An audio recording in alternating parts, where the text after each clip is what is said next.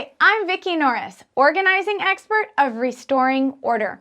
You know, your desk is the command center of your work and home life. Today, I'm going to show you how to unbury it and what to do with all the stuff and paper.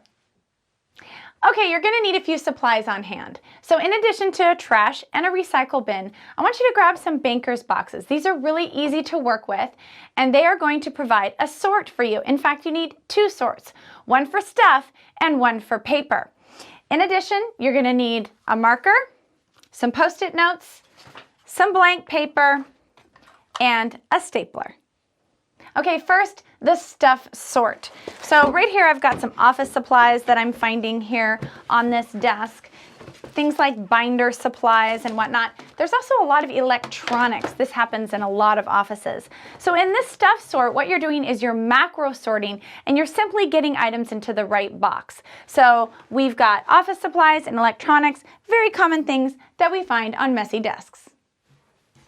Okay, you're going to have a few boxes of stuff that comes up out of the desk. But remember, you also have a paper sort going at the same time. You're going to use your banker's boxes for that, and you may also need to use the lids. I like to use the lids for really hot items like to do, to pay, to call, to file, things like that, so I don't lose track of those hot items that are buried in the archaeology of the desk. So I like to also load my banker's boxes with some hanging files and also have a few extra file folders on hand so I can make a file if I run into paper that needs it. And so in this process, I'm just looking for things that are definitely going to go in my permanent filing system or projects which are shorter term, they're not completed yet, and they need to stay above ground in my radar. And so those projects I'm going to peel off of the surface and tuck in here. So as you can see, your paper and stuff sort is well on the way. Now it's really important that you don't just get the stuff on the desk, but you go into the drawers as well, because your pencil drawers are probably jammed with stuff, as well as your file cabinets. So we got to include all of that in your sort. Okay, so in that macro sorting process, you've identified what's in the box and you've got every related item together. In this case, office supplies. Now's the time to micro sort, and you're going to go through all of these supplies and really think about whether you need them and thin it out to what you actually use.